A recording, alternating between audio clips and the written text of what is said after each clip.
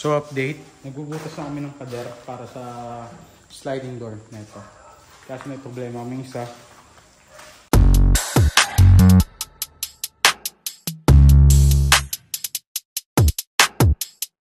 May leak dito.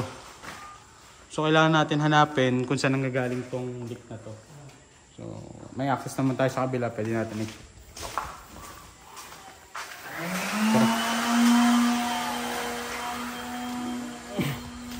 Ito. So since ito nga nililayout na yung sa pader na bubutasin natin para sa sliding door. So possible na nanggagaling yung leak dun sa kabila ay dito. Ito. Dito nanggagaling. So kailangan natin i-check to. Kasi pag di natin to inayos, tayo mamumblema sa kabila. Hindi tayo matatapos dun dahil tuloy-tuloy pa rin ang tulo. Medyo lang natin to.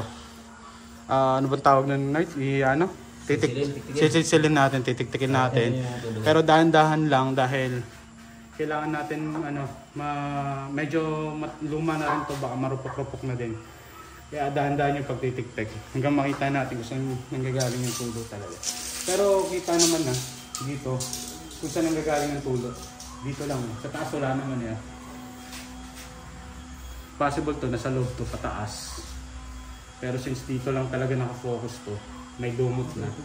Ito lang titiktikin natin. Tapos pag nakita natin kung nandun na ang tulo, ang gagawin na lang natin dito ay epoxy na lang natin yung tubo mismo.